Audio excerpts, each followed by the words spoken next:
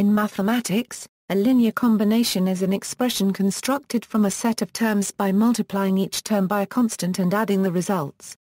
The concept of linear combinations is central to linear algebra and related fields of mathematics. Most of this article deals with linear combinations in the context of a vector space over a field, with some generalizations given at the end of the article. Definition: suppose that K is a field and V is a vector space over K. As usual, we call elements of V vectors and call elements of K scalars. If V1, Vn are vectors and A1, n are scalars, then the linear combination of those vectors with those scalars as coefficients is. There is some ambiguity in the use of the term linear combination as to whether it refers to the expression or to its value. In most cases the value is emphasized, like in the assertion the set of all linear combinations of V1, Vn always forms a subspace. However, one could also say two different linear combinations can have the same value, in which case the expression must have been meant. The subtle difference between these uses is the essence of the notion of linear dependence. A family F of vectors is linearly independent precisely if any linear combination of the vectors in F is uniquely so.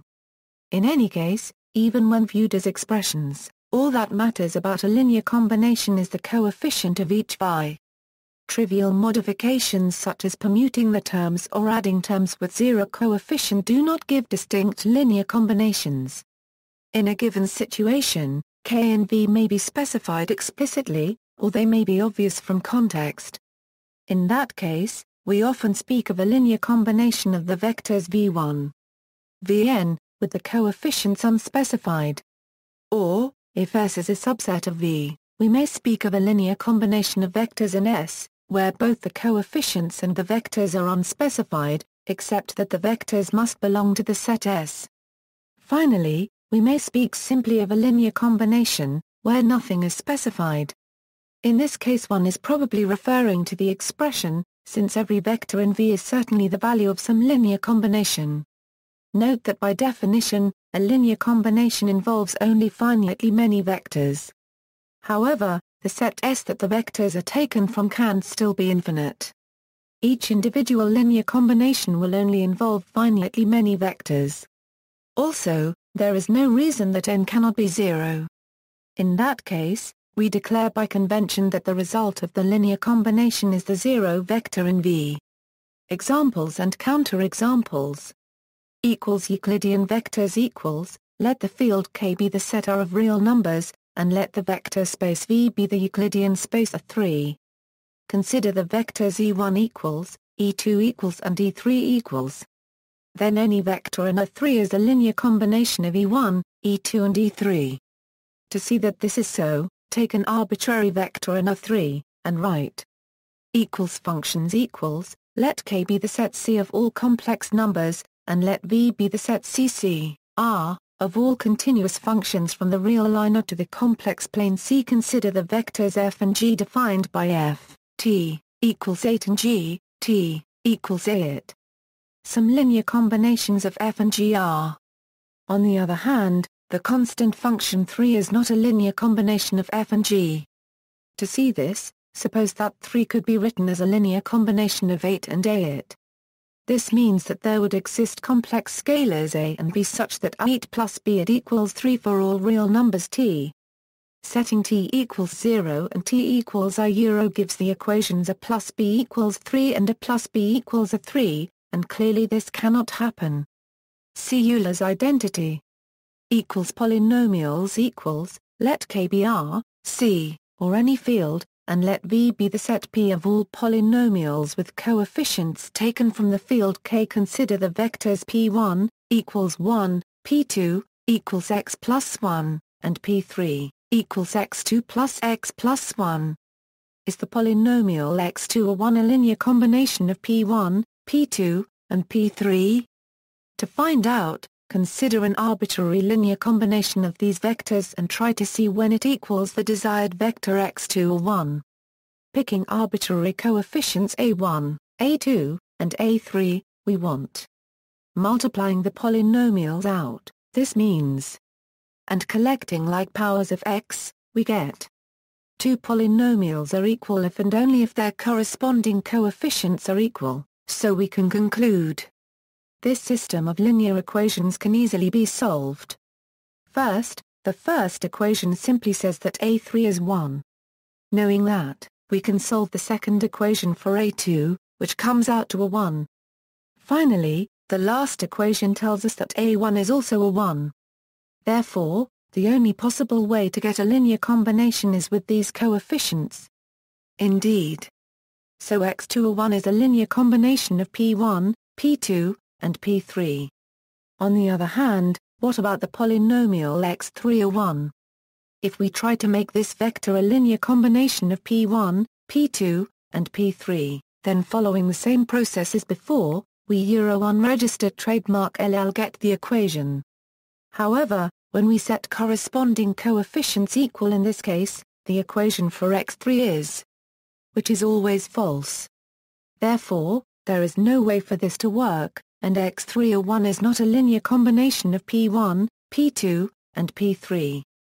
The linear span, main article, linear span, take an arbitrary field K, an arbitrary vector space V, and let V1, Vn be vectors. Unregistered trademark S. Interesting to consider the set of all linear combinations of these vectors. This set is called the linear span of the vectors, say S equals V1, Vn.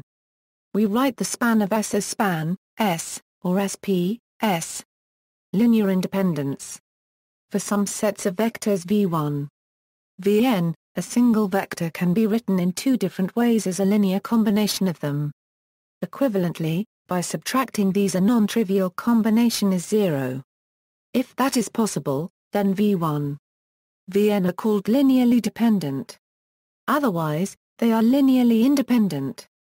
Similarly, we can speak of linear dependence or independence of an arbitrary set S of vectors. If S is linearly independent and the span of S equals V, then S is a basis for V. Affine, conical, and convex combinations. By restricting the coefficients used in linear combinations, one can define the related concepts of affine combination, conical combination, and convex combination, and the associated notions of sets closed under these operations. Because these are more restricted operations, more subsets will be closed under them, so affine subsets, convex cones, and convex sets are generalizations of vector subspaces. A vector subspace is also an affine subspace, a convex cone, and a convex set, but a convex set need not be a vector subspace, affine, or a convex cone. These concepts often arise when one can take certain linear combinations of objects, but not any. For example, probability distributions are closed under convex combination, but not conical or affine combinations, and positive measures are closed under conical combination but not affine or linear. Hence one defines signed measures as the linear closure. Linear and affine combinations can be defined over any field, but conical and convex combination require a notion of positive, and hence can only be defined over an ordered field, generally the real numbers. If one allows only scalar multiplication, not addition, one obtains a cone. One often restricts the definition to only allowing multiplication by positive scalars. All of these concepts are usually defined as subsets of an ambient vector space, rather than being axiomatized independently.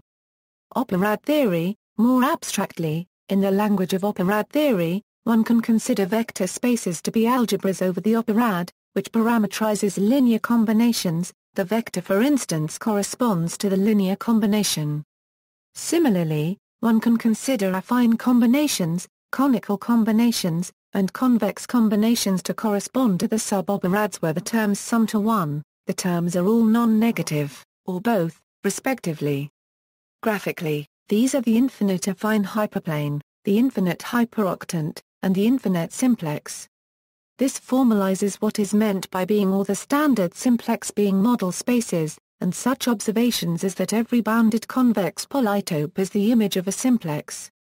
Here suboperads correspond to more restricted operations and thus more general theories.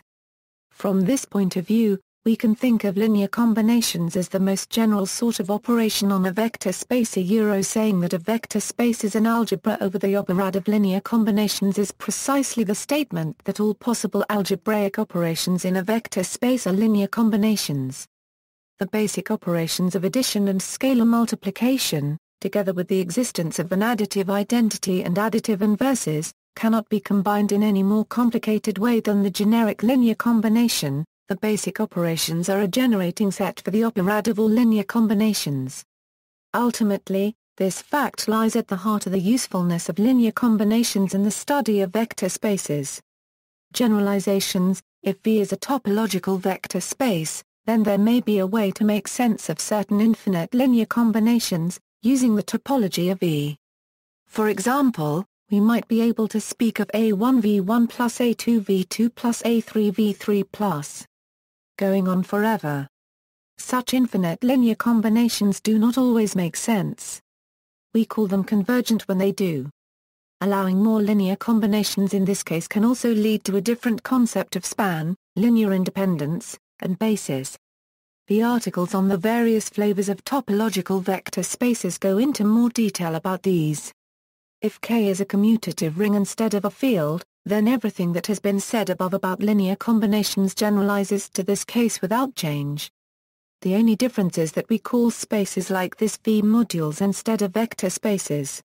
If K is a non-commutative ring, then the concept still generalizes, with one caveat: since modules over non-commutative rings come in left and right versions, our linear combinations may also come in either of these versions, whatever is appropriate for the given module. This is simply a matter of doing scalar multiplication on the correct side. A more complicated twist comes when V is a bimodule over two rings, KL and KR. In that case, the most general linear combination looks like where A1 and belong to KL, B1, Bn belong to KR, and V1, Vn belong to V. References: external links, linear combinations and span, Understanding Linear Combinations and Spans of Vectors, khanacademy.org.